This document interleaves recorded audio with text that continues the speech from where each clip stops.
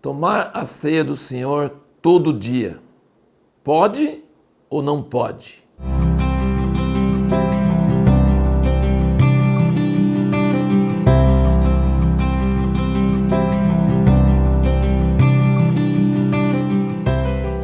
Não sei se você se assusta com essa proposta, mas eu estou usando isso para a gente meditar um pouco sobre o sentido da ceia, a importância da ceia.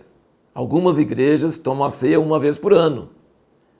A maioria toma uma vez por mês, ou no primeiro domingo, no segundo domingo, ou no último domingo. E nesse dia, todos os membros fiéis não faltam. Podem faltar o restante das reuniões, mas essa reunião eles não faltam, como um sinal de considerar a ceia importante. Mas voltamos à nossa pergunta. É possível, é lícito tomar a ceia todo dia? Teria que ir para a reunião na igreja para tomar a ceia? Todo dia não daria, né? Então vamos meditar sobre isso e responder no fim desse vídeo. Vamos para a passagem mais usada na hora da ceia, que é 1 Coríntios 11 e versículo 23. Ele diz: porque eu recebi do Senhor o que também vos entreguei, que o Senhor Jesus, na noite em que foi traído, tomou pão e, havendo dado graças, o partiu e disse: isto é o meu corpo que é por vós, fazei isto em memória de mim. Semelhantemente também, depois de cear, tomou o cálice, dizendo: este cálice é a nova aliança no meu sangue. Fazei isto todas as vezes que o beberdes, em memória de mim. Então, conversando sobre o sentido da ceia e o propósito da ceia, quando Jesus instituiu a ceia, ele deixou muito claro que um dos propósitos principais da ceia é trazer ele à nossa memória, é lembrar dele, é lembrar da obra que ele fez na cruz por nós. Era para ser um momento onde parássemos de pensar em outras coisas e pensássemos nele. Você percebe que nesses dois versículos, ele diz no versículo 24, fazei isto em memória de mim, isso sobre o pão. E o versículo 25 ele diz, fazei isto todas as vezes que o beberdes, em memória de mim. Então a primeira coisa mais importante sobre a ceia é lembrar de Jesus e da sua obra na cruz. Isso refere ao passado. Isso refere a algo que Jesus já fez por nós, quase 2000 anos atrás. Isso é um dos propósitos principais, é para tomar a ceia lembrando de Jesus, em memória de Jesus. Mas tem também um aspecto profético, que seja futuro.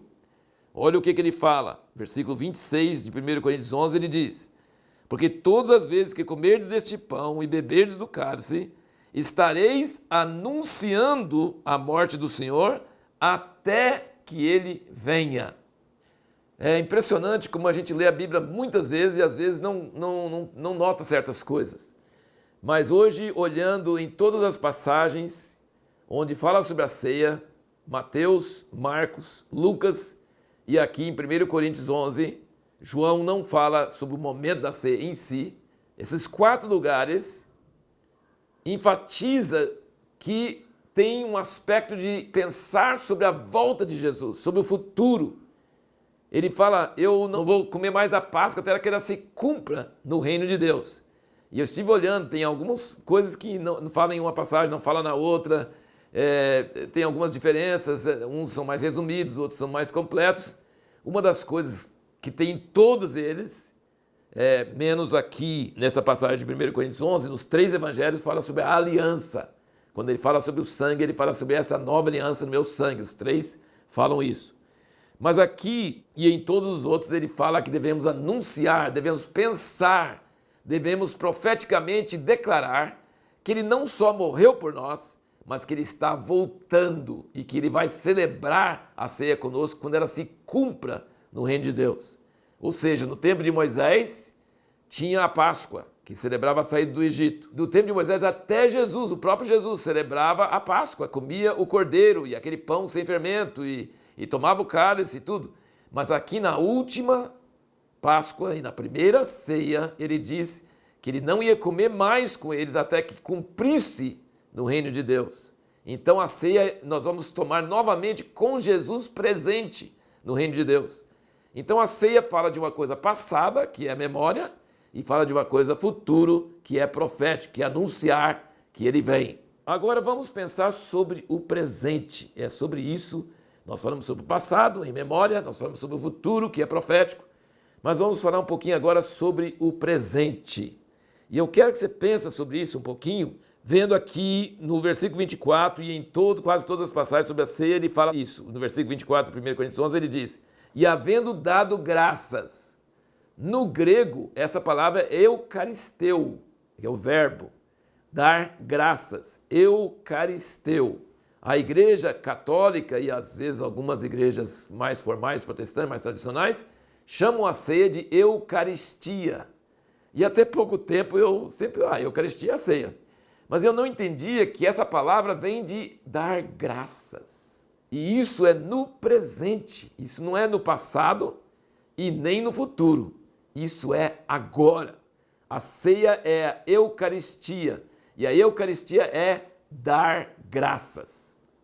E eu quero ver com vocês rapidamente onde essa mesma palavra é usada em alguns outros lugares. Mateus 15, eu vou ver só rapidamente com você alguns lugares para você pegar uma noção de como isso é importante. Porque não foi só na ceia que Jesus pegou o pão e eucaristeu, ou deu graças. Em Mateus 15, no versículo 35, diz: e tendo ele ordenado ao povo que se sentasse no chão, tomou os 7 pães e os peixes, e havendo dado graças, ou eucaristeu, ele pegou os pães e agradeceu antes de partir.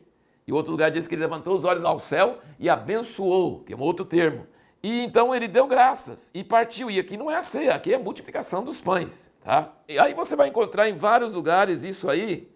Inclusive vamos ver aqui em Atos 27, quando Paulo está no navio, eles estão jejuando há muitos dias, e ninguém está comendo e pensando que vai morrer logo e vai ter um naufrágio. E Paulo quer animar eles que ninguém vai morrer, teve a revelação de Deus que ninguém vai morrer, e ele vai comer na frente deles para todo mundo ter coragem de comer e ter força para nadar até a terra que eles iam chegar logo. Então Atos 27, versículo 35 diz: havendo dito isso, tomou pão, deu graças a Deus, ou seja, eucaristeu, na presença de todos, e partindo, começou a comer. Outra passagem bem interessante é Lucas 24, depois que Jesus andou pelo caminho com os 2 discípulos e eles não sabiam quem ele era, aqui no versículo 30, estando com eles à mesa, tomou o pão, e aqui já não é o eucaristeu, é o abençoou. Estando com eles à mesa, tomou o pão e o abençoou, e partindo-o, lhe dava. Está vendo? É o costume de Jesus, não só na hora da ceia, na multiplicação dos pães, aqui depois de ressuscitado, e junto com os 2 discípulos, ele diz, estando com eles à mesa, ele era o estrangeiro, ele era o hóspede, mas ele pegou o pão e antes de partir, ele abençoou e depois partiu e dava a eles. Abriram-se-lhe então os olhos e o reconheceram. Nisso ele desapareceu de diante deles. E aí nós vemos no versículo 50, então os levou fora até Betânia, levantando as mãos, os abençoou. Então ele abençoou o pão e abençoou os discípulos. E aconteceu que enquanto os abençoava, apartou-se deles e foi levado ao céu. E depois de o adorarem, voltaram com grande júbilo para Jerusalém e estavam continuamente no templo abençoando a Deus, ou bendizendo a Deus, é a mesma palavra no grego, abençoando ou bendizendo, elogiando, né? No grego vem daquela palavra elogiar. Vamos agora para um versículo que me chamou muita atenção, aqui em 2 Coríntios 4, versículo 15. Pois tudo é por amor de vós, para que a graça multiplicada por meio de muitos faça abundar a ação de graças para a glória de Deus. Então presta bem atenção aqui. Ele diz que tudo é por amor de vós, para que a graça, qual a palavra no grego para graça? Caris. Essa palavra caris está dentro de eucaristeu ou eucaristia. É a mesma palavra. A graça gera ações de graças. Em português é a mesma coisa. Muitas vezes essa palavra graça, eu estava olhando isso hoje, a graça às vezes é você pedir um favor de um rei, ou você pedir um favor de um governador. Era usado essa graça, a mesma graça. Então a graça é um favor, é uma coisa que você está pedindo um favor encarecidamente, está pedindo alguma coisa. Então ele está dizendo aqui que tudo é por amor de vós, para que a graça multiplicar por meio de muitos. Cada pessoa que crê é mais graça multiplicada. Então Paulo está dizendo, a graça multiplicar por meio de muitos, faça abundar a ação de graças. O cálice multiplicado por meio de muitos, faça multiplicar também o abundar a Eucaristia. Porque a ação de graça aqui é um substantivo, não é o verbo. Deu graças é Eucaristeu. Ação de graças, Eucaristia. Exatamente desse jeito. Eucaristia. Ação de graças. Por que você vai dar ação de graças? Porque você recebeu uma graça. Por que você vai fazer uma Eucaristia? Porque você recebeu o cálice, que é a graça. Então a graça gera Eucaristia. Eu fiquei muito maravilhado pensando sobre isso, porque veja como isso volta para o assunto da ceia. A ceia é em memória do passado, é profético falando do futuro, mas no presente, o que é que Deus quer? Ele quer que nós lembremos da morte de Jesus na cruz, do sangue dele derramado por nossos pecados, da graça que veio a nós por causa disso.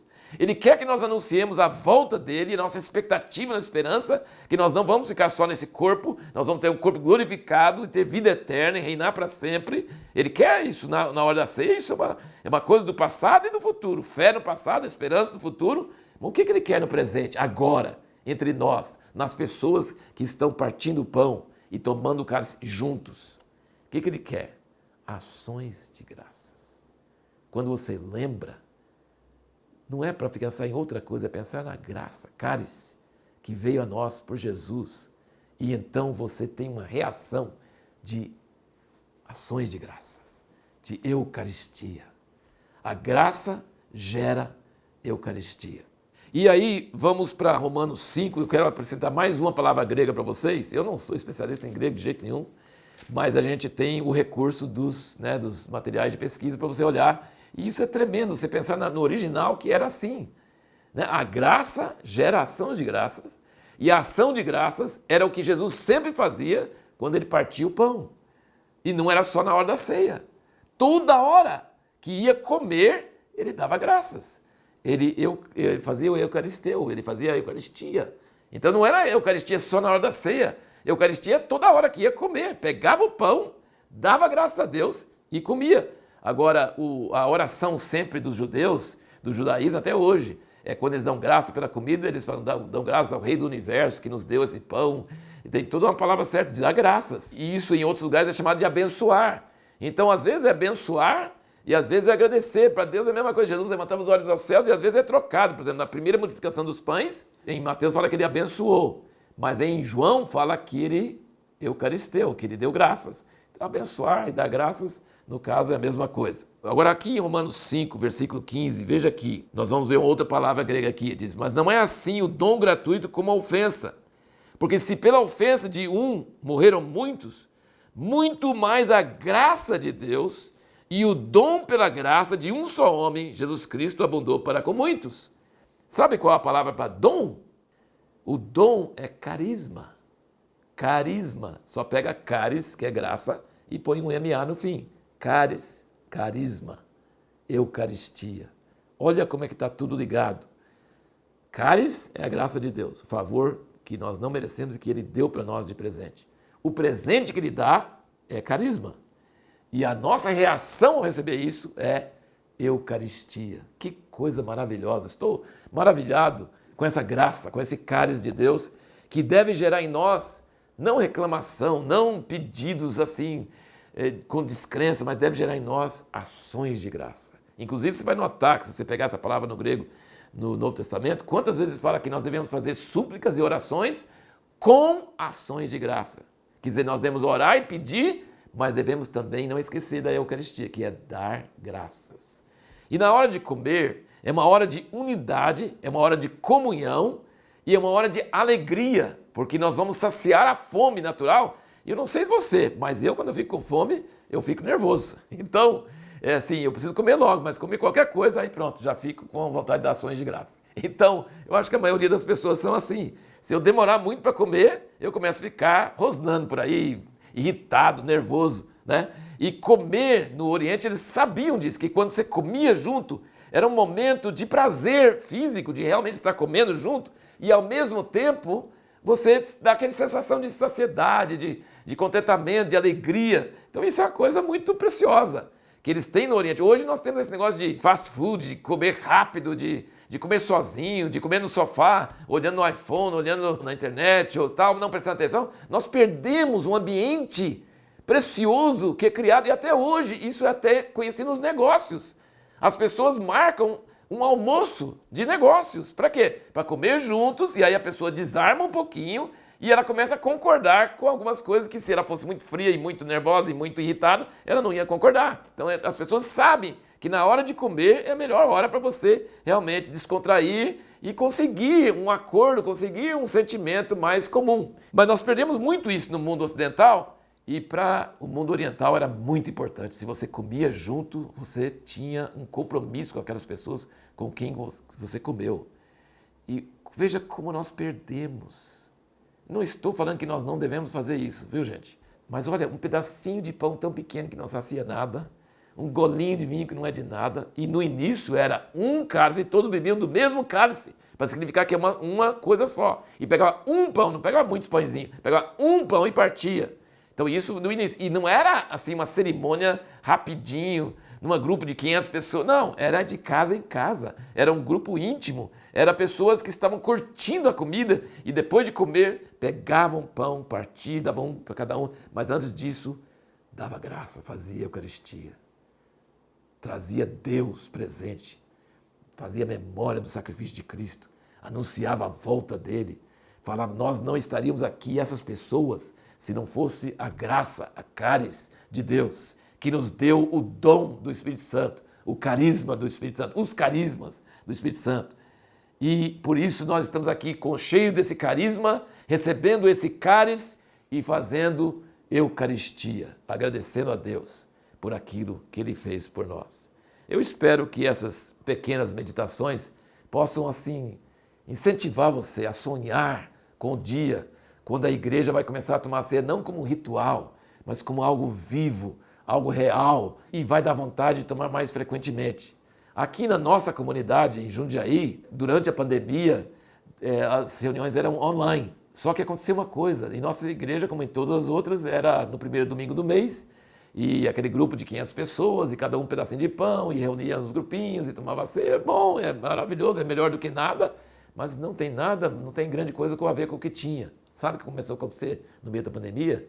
As pessoas, quando terminava a reunião, começavam a ligar pelo WhatsApp no vídeo e chamar alguns irmãos, e ali juntos, cada um levantava o pão, outro levantava o vinho, e ali no vídeo mesmo, tomava a ceia todo domingo, e começou a enriquecer e fortalecer a vida dos irmãos. Então, o que eu quero dizer com tudo isso? Então, vamos voltar para a nossa pergunta inicial.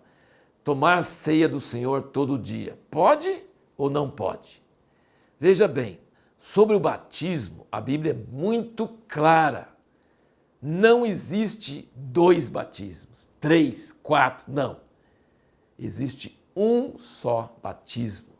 Né? Isso, se você quiser confirmar o local que fala na Bíblia, Efésios 4 deixa isso bem claro.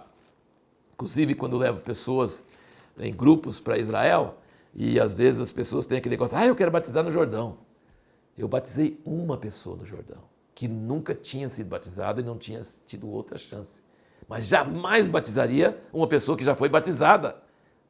O Jordão não tem uma água mágica, uma água diferente, uma água santa. Não, não tem não. Nós temos que seguir a palavra. E aqui em Efésios 4, versículo 4 e 5. Um só corpo, um só Espírito, como também foi chamado em uma só esperança da vossa vocação. Um só Senhor, uma só fé, um só batismo. Então não pode ter mais do que um batismo.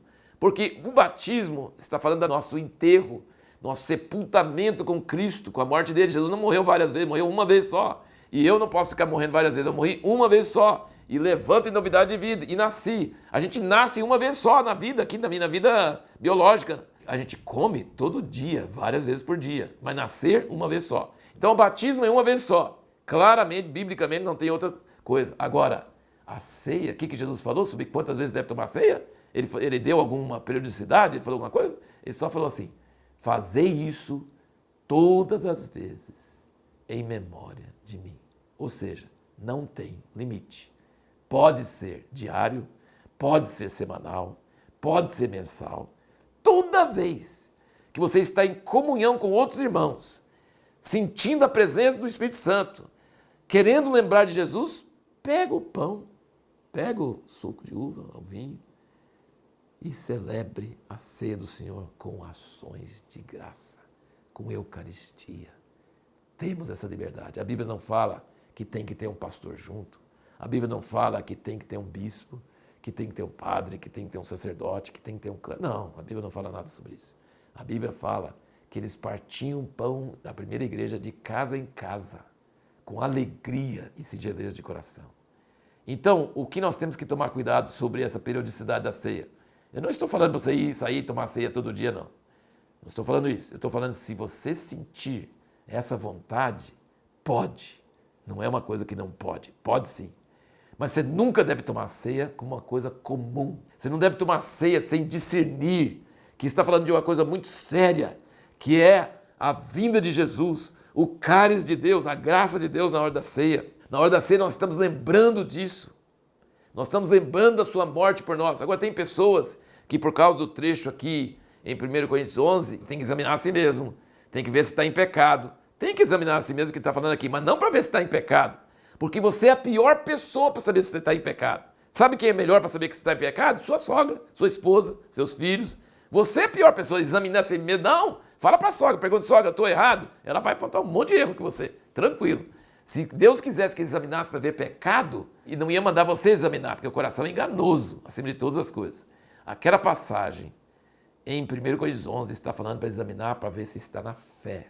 Se você está tomando como uma coisa comum, sem lembrar de Jesus, sem anunciar a vinda de Jesus, sem ter gratidão a Deus, sem reverência, porque lembra, no contexto todinho, está falando que um chegava e comia pra caramba, e embriagava até, e os outros escravos que estavam trabalhando, chegavam à tarde e não tinha mais nada para eles comer. E ele falou assim, você quer comer? Come em casa. Aqui é a ceia do Senhor, não é a sua própria ceia. Você pode olhar em todo o contexto de 1 Coríntios 11, ele não tava, a igreja de Coríntios tinha muito problema com pecados, que ele estava tratando em outra hora. O pecado é sério, o pecado tem que ser tratado, mas você não tem que se purificar de todo pecado para tomar a ceia, pelo contrário.